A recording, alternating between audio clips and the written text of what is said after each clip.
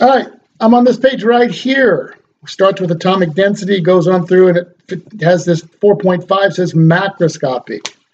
Now, a minute ago, we started talking about the microscopic cross-sectional area. And we know that it was in centimeters squared because it was, or barns. So I know that the unit for this is centimeters squared.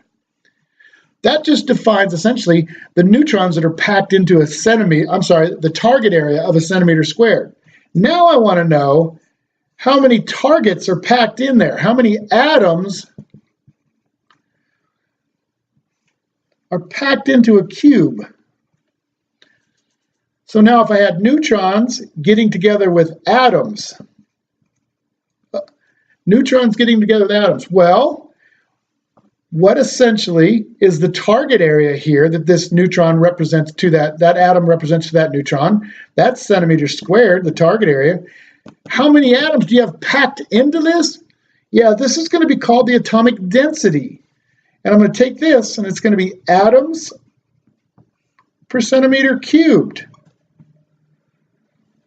And essentially what I've done is I've taken the probability times the atomic density.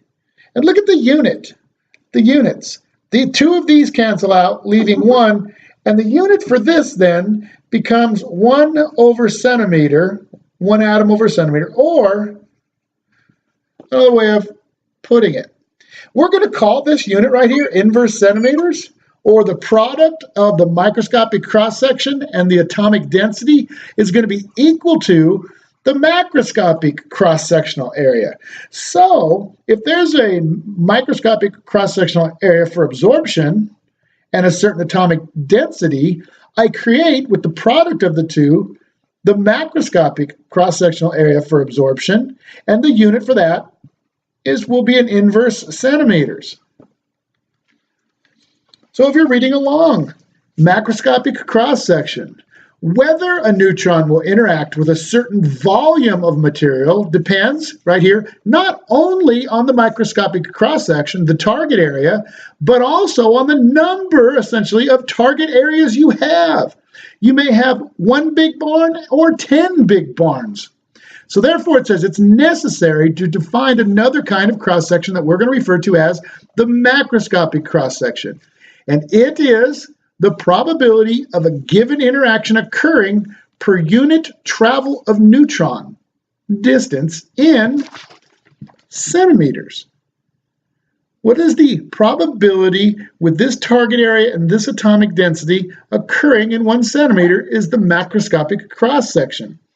What's key when you look behind me, look, we're not talking large distance here. Here's the center, the fuel pellets are in the center of one of these, and I'm going to take the from outside of one fuel rod to the outside of the other, and then I'm going to bring it to the camera.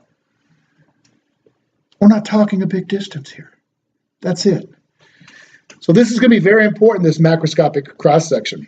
If you're looking on below here, this last paragraph, it says the difference between the microscopic and macroscopic cross-section is super important. And we're going to restate it for clarity. The microscopic cross-section, it's essentially a property that I can look up, and it represents the effective target area that a single nucleus represents, the target area of a single atom. And it says the units are given in barns or square centimeters. The macroscopic cross-section represents the effective target area that all of the material that's packed into a cubic centimeter. So essentially, I've got a bunch of barns in there that I can hit. And the units are inverse centimeters. Super important.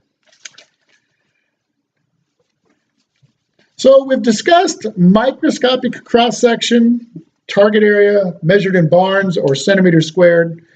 Then if we took into consideration how many target areas I had, essentially the atomic density, the product of atomic density and microscopic cross-section, we know that gave us the macroscopic cross-section of a probability occurring.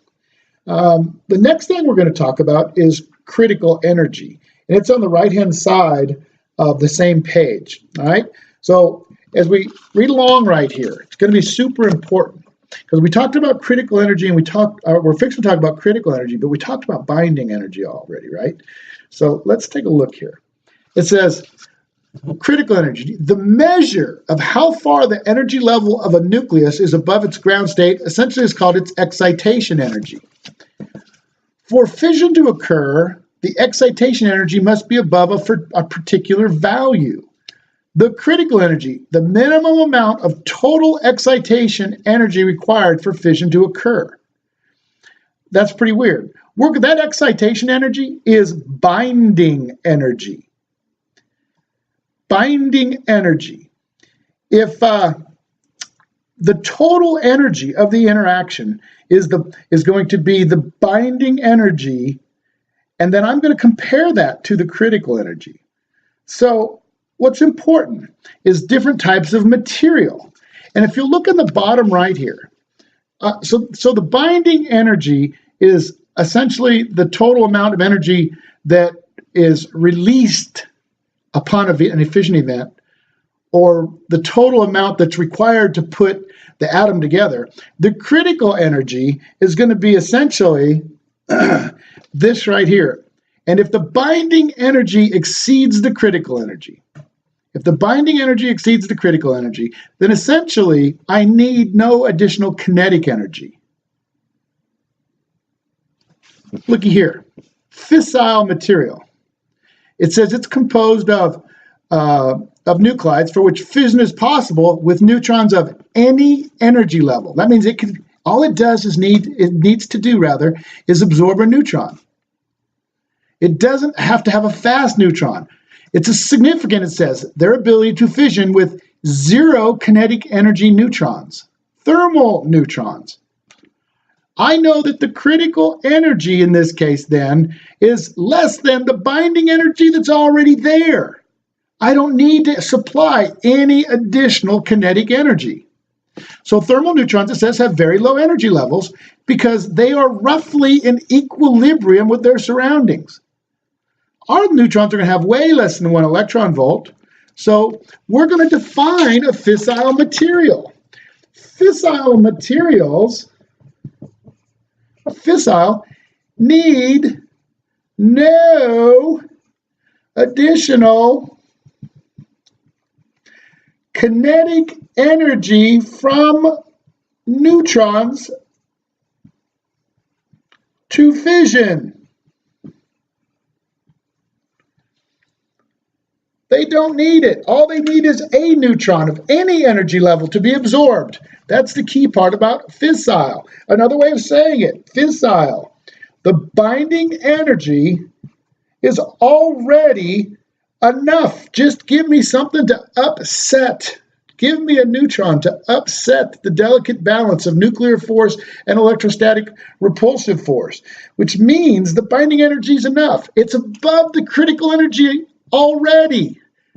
Binding energy is greater than the critical energy. Just upset the balance. That's what a fissile material is. What's cool is, that's stated right here. Note, the binding energy exceeds critical energy in fissile material, therefore no additional kinetic energy from the neutron is needed. Here's a cool thing. Look, these are fissile isotopes here, because look, let's look at uranium-235. The critical energy is 6.2 megaelectron volts. The binding energy is 6.5. The binding energy already exceeds the critical energy. The same thing is true for plutonium-239. The binding energy exceeds its critical energy. Energy required to fission is already there. You just need to upset the balance. And same thing as plutonium-241. Kinetic energy required in all these cases is 0. You just need to get these to absorb a neutron, and there's a high probability that they're going to fission due to the fact that their binding energy exceeds their critical energy. So I should point something out here. Look how each one of these are odd isotopes. 235, that's an odd number. 239, 241, they're all odd numbers. This is referred to as the odd-even rule. Odd-numbered isotopes are generally fissile in nature, meaning they need no additional kinetic energy to cause fission. That's not true if they're even. Let's go look at the other page. Fissionable material, right? We're going to look at fissionable material in the next lecture.